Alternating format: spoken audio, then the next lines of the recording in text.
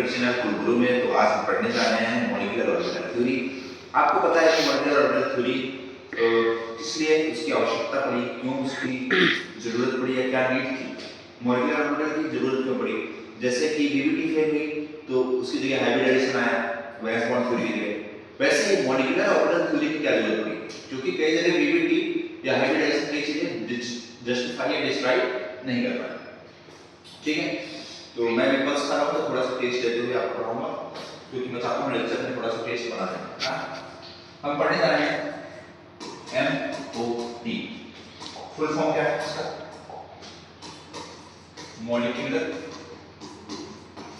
Orbital theory. ठीक, molecular orbital theory MOT। अब इसमें क्या क्या चीजें हैं, जैसे कि जो O2 के पास कितने इलेक्ट्रॉन है? 16 इलेक्ट्रॉन। अब ये 16 इलेक्ट्रॉन्स होने के कारण इसको वीवीटी ने क्या बोला कि कैसा होता है? डायमैग्नेटिक। डायमैग्नेटिक होता है, ऐसा किसने बोला? वीवीटी। लेकिन ये बात कैसे निकली? गलत निकली। तो इस चीज को सही करने के लिए इसको बोला ये होता है पैरामैग्नेटिक, ये होता है पैरामैग्नेटिक। और इस बात को किसने बताया? ठीक, तो ऑक्सीजन का नेचर पैरामैग्नेटिक होता है, ये बात किसने बताई? MOT।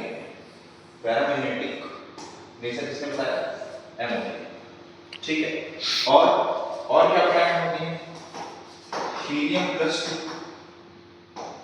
Helium H2 plus H2 2 plus, इन सब के बारे में जब वीवीटी से पूछा गया कि ये एग्जिस्टेंस क्या है, उसका रीजन क्या है, ये एग्जिस्ट क्यों करते हैं, इनका एग्जिस्टेंस के बारे में पूछा गया, तो MOT ने तो बताया, लेकिन कौन नहीं बता पाया? वीवीटी बोली हम तो नहीं बताया भाई साहब। तो MOT बोली कि हमको तो पता, हम बताएंगे रीजन। क्या बताएंगे? हम बताएंगे रीजन। ठीक, तो MOT इस चीज को बता पाए कि इसका एग्जिस्टेंस क्यों है।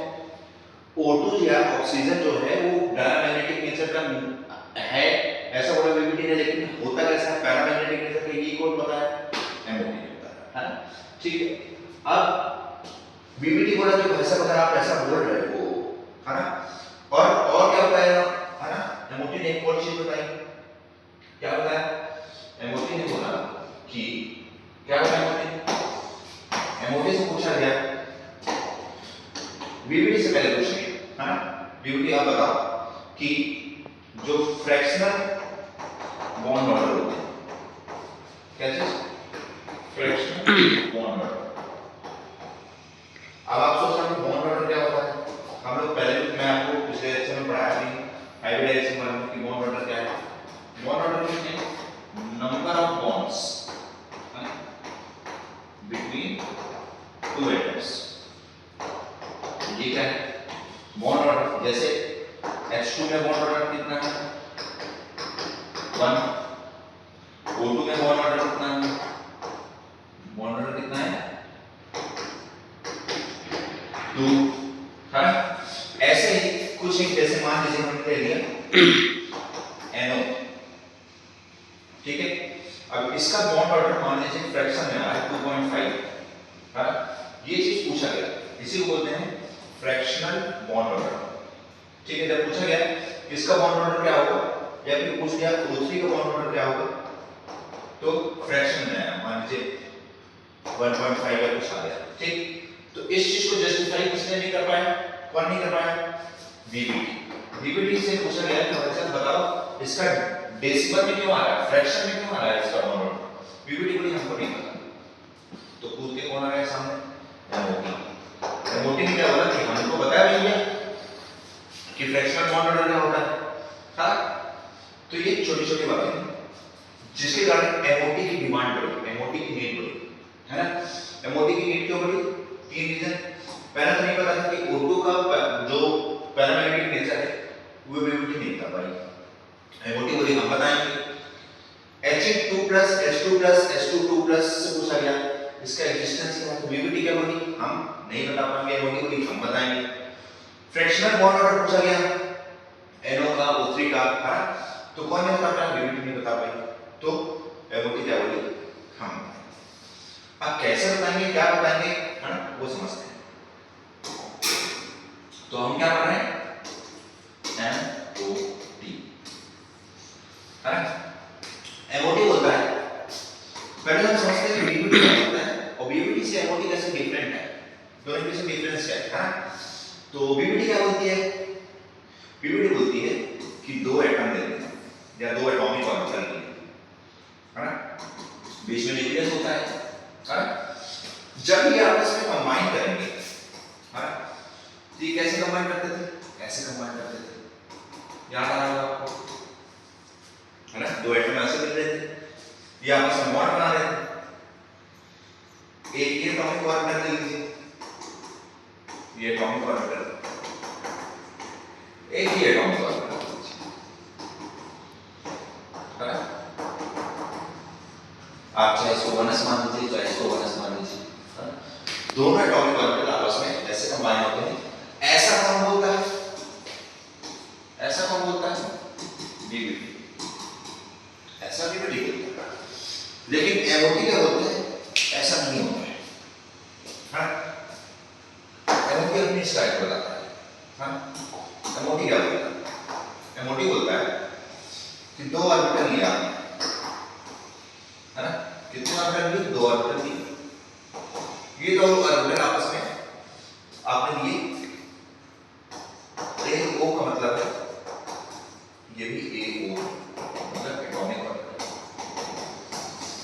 ये क्या होता है कि एटॉमिक ऑर्बिटल मिलकर क्या बनाते हैं, एटॉमिक ऑर्बिटल बनाते हैं।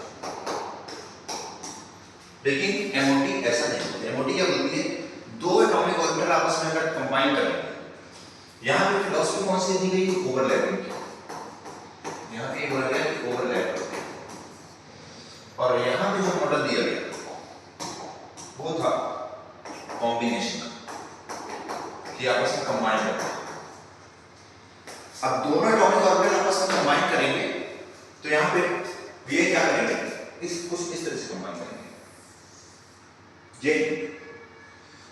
ये दो प्लस, दोनों प्लस न्यूक्लियस आपस में कंबाइन हो जाएंगे पूरी तरह से, मतलब दो छोटे लड्डू आपस में आके बड़ा सा लड्डू बन गए, और उन्होंने इसको एटॉमिक ऑर्बिटल ना बोल के इसको क्या बोला, उन्होंने इसको बोला मॉलिक्यूलर ऑर्बिटल, क्या बोला, इसलिए MOT का नाम ही क्या पड़ गया, मॉलिक्यूलर ऑर्बिटल थ्योरी। तो ये थ्योरी मॉलिक्यूलर ऑर्बिटल थ्योरी के नाम से फेमस है, इसको दिया किसने, एक साइंटिस्ट, बहुत ही बढ़िया, बहुत ही शानदार, है ना, उनका नाम क्या था, बहुत ही प्यारा नाम, आप लोगों ने पहले भी सुना भी होगा, है ना, केमिस्ट्री वाले बच्चों को पता होता है ना, इनका नाम क्या है, तो ये मॉलिक्यूलर ऑर्बिटल जो है ऐसे बनते हैं, और इसको दिया किसने, गिवन बाय पाउली करके साइंटिस्ट, क्या नाम, पाउली, ठीक, तो ये थ्योरी किसने दी, पाउली ने, ठीक। अब इन्होंने क्या बोला, इस पे एक ही न्यूक्लियस है, एक ही सेंटर है, इसलिए इसको उन्होंने क्या बोला, मोनोसेंट्रिक, क्या बोला इसमें, अब इसमें एक से ज्यादा सेंटर है तो इसको क्या बोला, पॉलीसेंट्रिक, क्या बोला, पॉलीसेंट्रिक, ठीक, समझ में आ रहा होगा, कोशिश करिए, जहां पे समझ में नहीं आ रहा आप पॉज करके इसको देख सकते हैं, ठीक। अगर आपको सही लगे तो कमेंट में बताएं, और क्या क्या चीजें कमी लग रही हैं आपको वो भी मेरे को कमेंट में बता सकते हैं आपको, कि सर यहाँ पे ऐसा हम कुछ इम्प्रूव कर सकते हैं, we all are here for learning, सही बात है। अब देखते हैं, थोड़ा सा दूसरा लेता हूं, अब होता क्या है, इन्होंने ऐसा बता दिया, ठीक, कि पॉलीसेंट्रिक होते हैं। अब इस थ्योरी को, ये जो थ्योरी है इसको समझाने के लिए जो ये थ्योरी का यूज किए उसको बोलते क्या है? उसको बोलते हैं वेव थ्योरी। क्या बोलते हैं? Wave theory. वेव थ्योरी की हेल्प से इन्होंने बताया क्या कि आपस में ये दोनों कैसे कंबाइन हो रहे हैं, है ना? तो हम वेव थ्योरी की तरफ समझते हैं कि वेव थ्योरी के थ्रू कैसे समझाया जाए। तो हम देखेंगे क्या वेव थ्योरी ऑफ MOT।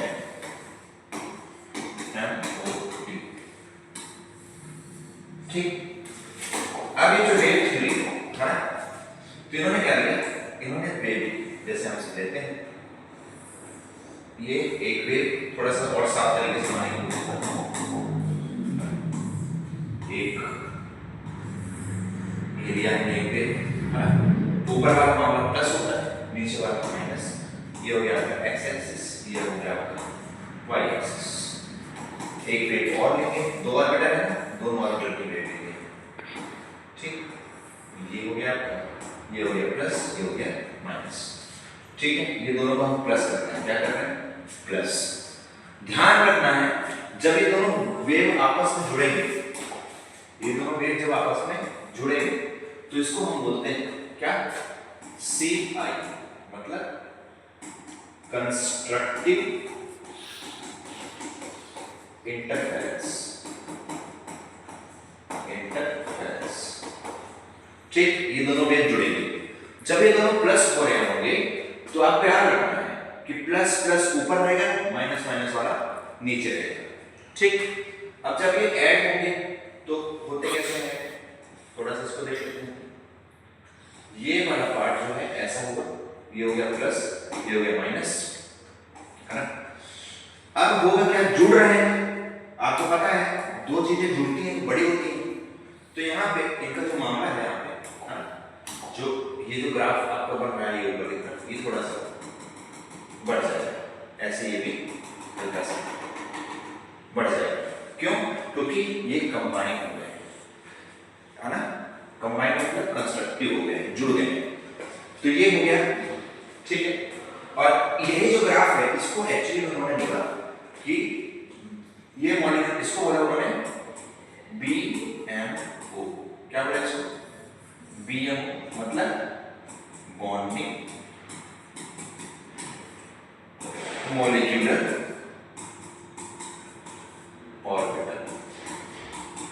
क्या बोला? Bonding molecular orbital.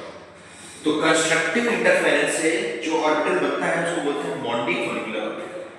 फिर इन्होंने क्या किया? डिस्ट्रक्टिव इंटरफेरेंस भी कराया।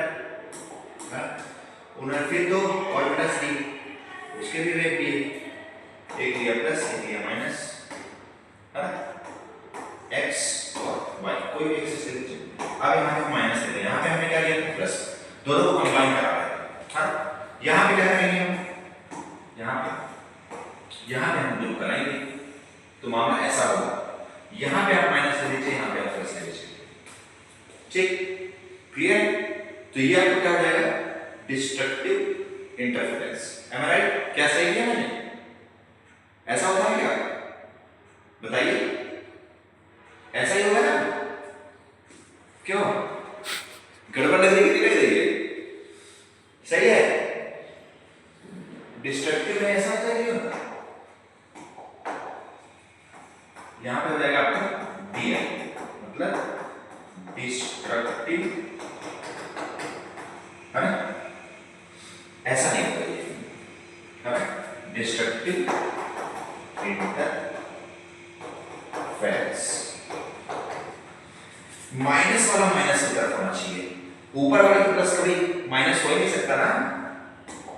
कई बच्चे सोच रहे हैं नहीं होता है या नहीं है, अरे नहीं होता बेटा, नहीं सर हम नहीं तो बेटा ऐसा।